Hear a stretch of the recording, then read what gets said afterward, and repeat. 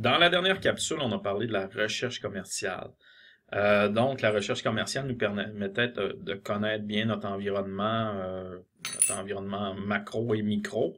Le problème avec la recherche commerciale, c'est qu'on le fait de façon ponctuelle. En fait, on le fait si on veut démarrer, si on veut mettre sur le marché un nouveau produit, ou on veut modifier notre produit, ou à certains moments, là, on veut valider la satisfaction de nos clients.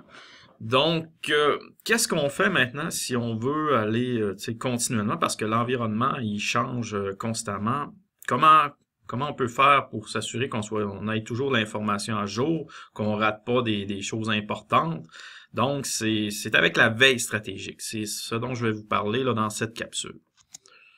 Donc, nos objectifs pour la capsule, on va définir c'est quoi la veille stratégique, comprendre l'importance de la veille stratégique, connaître les domaines de veille stratégique, connaître les étapes de la veille stratégique et connaître les principaux outils de veille.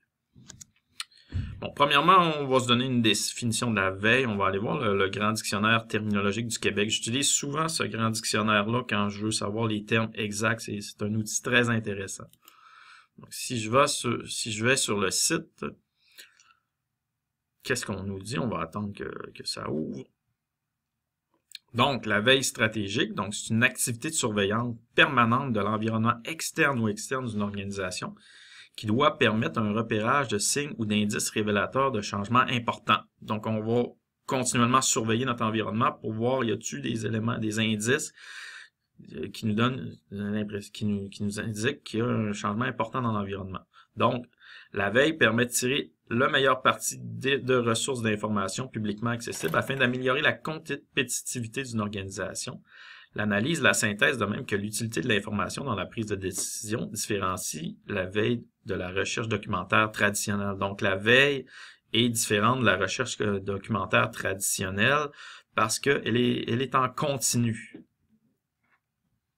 Si on retourne à notre présentation, donc,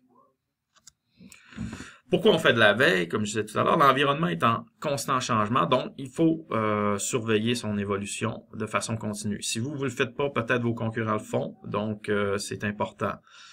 Il s'agit de déceler, bon, il y a des opportunités, il y a des menaces, faut les déceler souvent rapidement, donc pour adapter sa stratégie en conséquence.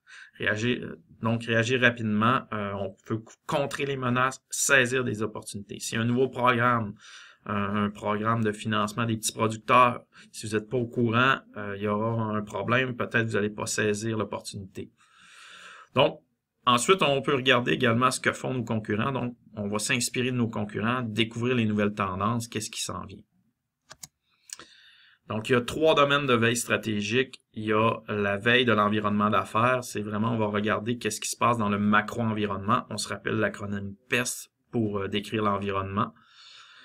On va aller voir sur divers sites, diverses informations publiques, puis on va aller essayer de voir est-ce qu'il y a des choses qui changent à ce niveau-là.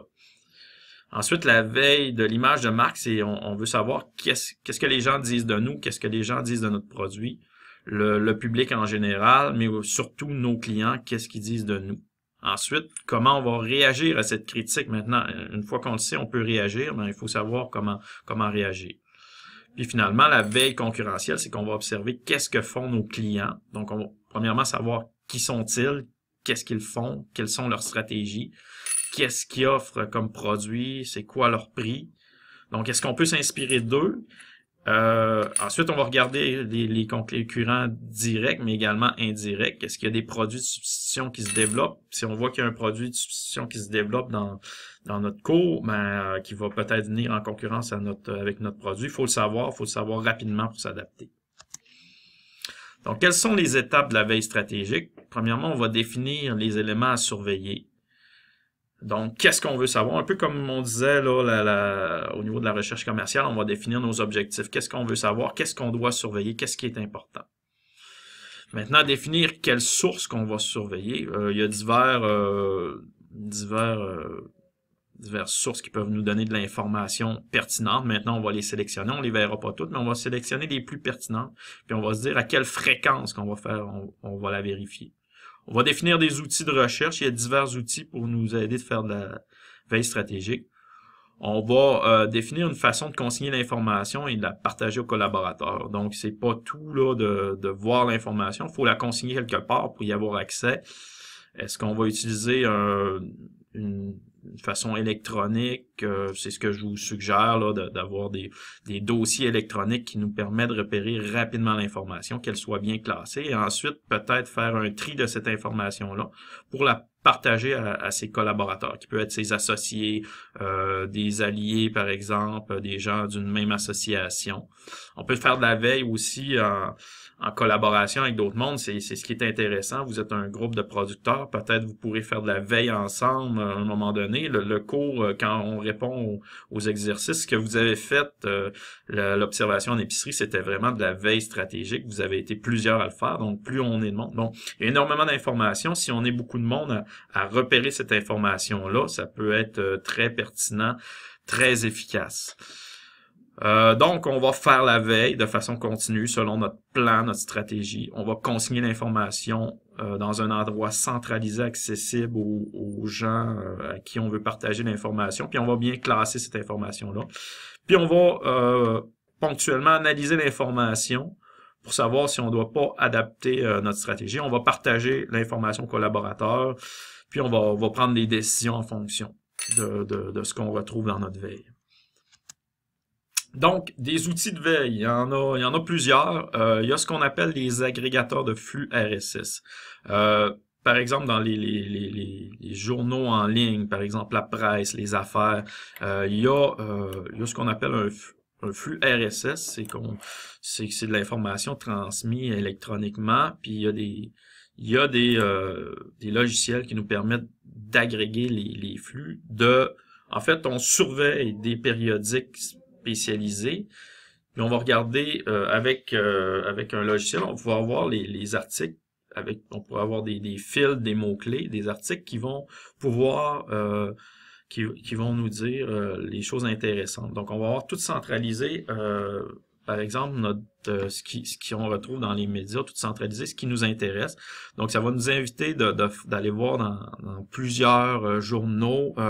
Ça va nous éviter de manquer parfois de l'information parce qu'on sait, il y en a beaucoup de l'information. Donc, il faut s'aider des outils qui existent. Si vous allez sur les liens suivants, là, vous pouvez lire sur la page Wikipédia un article intéressant qui parle des agrégateurs de flux RSS. Puis, il y a un article du Journal du Net là, qui explique les principaux logiciels intéressants. Je vous invite à aller les regarder. Maintenant, il y a un autre outil qui est très intéressant qui s'appelle Google Alert. C'est un logiciel, dans la prochaine capsule, je vais vous montrer comment l'utiliser. C'est très simple, en fait. On se crée un compte sur Google et ensuite, on indique les mots-clés qu'on veut que Google Alert nous surveille. Ensuite, on va recevoir des notifications sur notre courriel chaque fois qu'il va y avoir une nouvelle recherche, un nouvel article pertinent ou une nouvelle publication en lien avec notre mot-clé. Puis, ça veut qu'on va avoir un suivi continu de ces mots-clés-là sur le web. Donc, c'est ce qui termine l'information sur la veille stratégique. Merci.